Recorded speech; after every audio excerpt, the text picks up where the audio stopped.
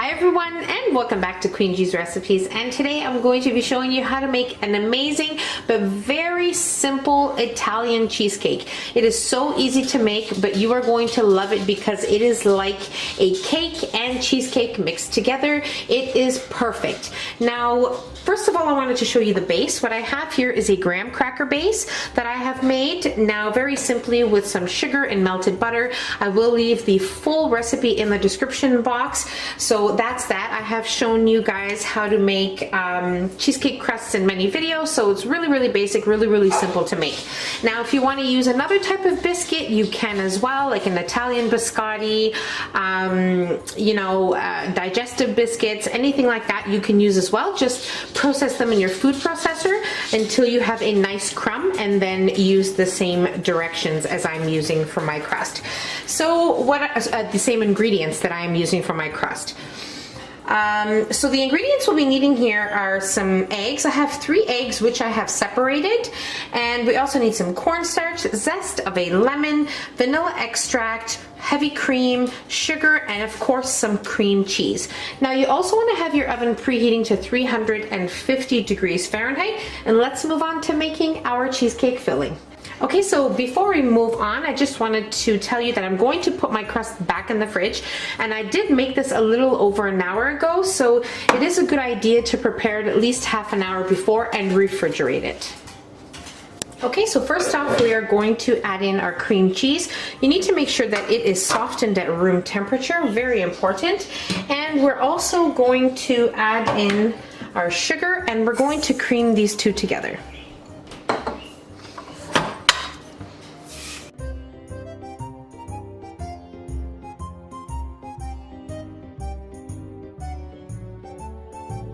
Okay, so you want to mix these two ingredients for about a minute on a high speed, and this is what you're going to be left with, a nice creamy mixture. And then we are going to add in our vanilla extract, our lemon zest, and our egg yolks.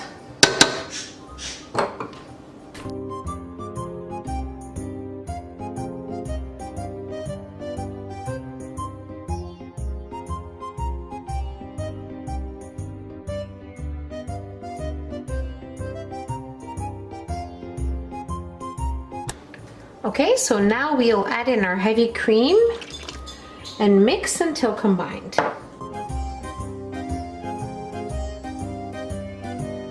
Okay, so our mixture looks wonderful. You want to make sure you scrape down the sides of your bowl with a spatula when necessary, making sure you don't leave anything on the bottom or sides, so everything is nicely combined together. Now we're going to add in our cornstarch. We're going to mix just until combined.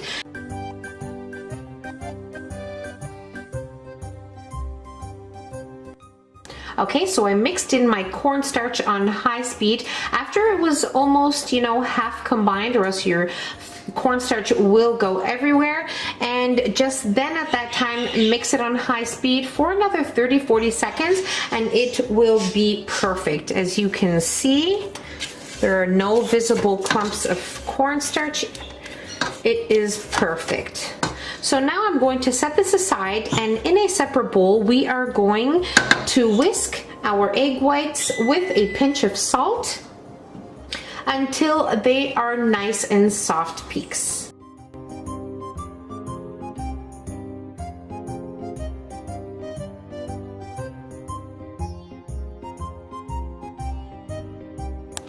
Okay, so these are perfect.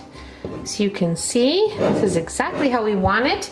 And now we are going to fold this into our batter in 2 or 3 parts.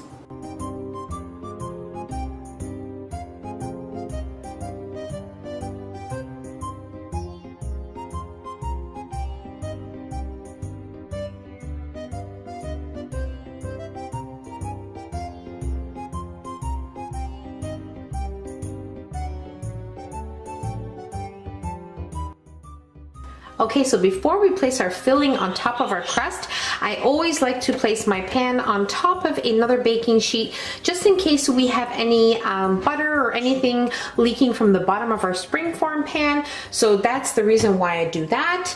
And one more thing, before making your crust and placing it in your pan, you need to make sure that you grease your springform pan with some nonstick spray.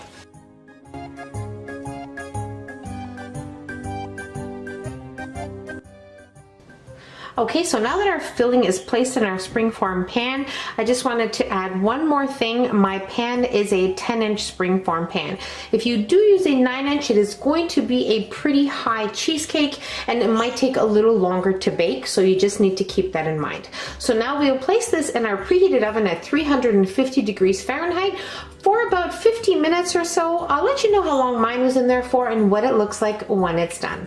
Okay, so my cheesecake baked for exactly 50 minutes at 350 degrees Fahrenheit, and then I shut off my oven, I left the cheesecake inside, and I opened it slightly, and I put a wooden spoon holding the door so that some air was escaping from out of the oven.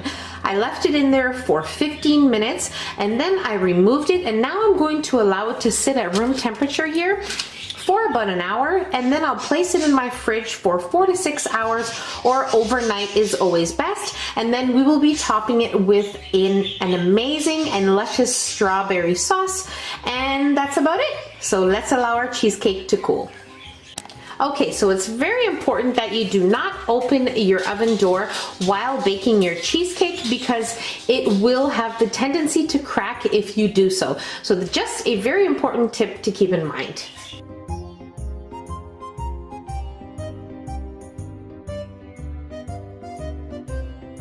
Okay, so my cheesecake was in the fridge overnight and it is most definitely ready to be eaten. Okay, it looks amazing, it smells amazing, it is just wonderful. Okay, so I also have a strawberry sauce which I will be drizzling over my cheesecake. I won't put it over my cheesecake. I like to put it on top of my slices. You can always top your cheesecake with a little bit of jam, warming up a little bit of jam in the microwave and spreading it over your cheesecake, placing some berries, some fruit. I mean, you can do whatever you like. I'm just giving you some options and ideas, and that's it. You can also dust your cheesecake with some icing sugar, and that will be simple and wonderful as well, because I do like to serve it like that sometimes too. But today I'm going to be showing you a slice of my cheesecake with some of the strawberry sauce, and then we will be ready to try it.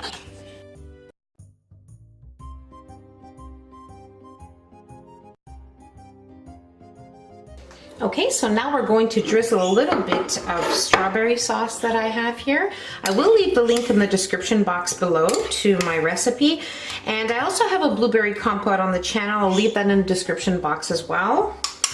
Now, when cutting your cheesecake, you want to make sure that you clean your knife in between slices so you can have a nice clean cut every time, a nice clean slice.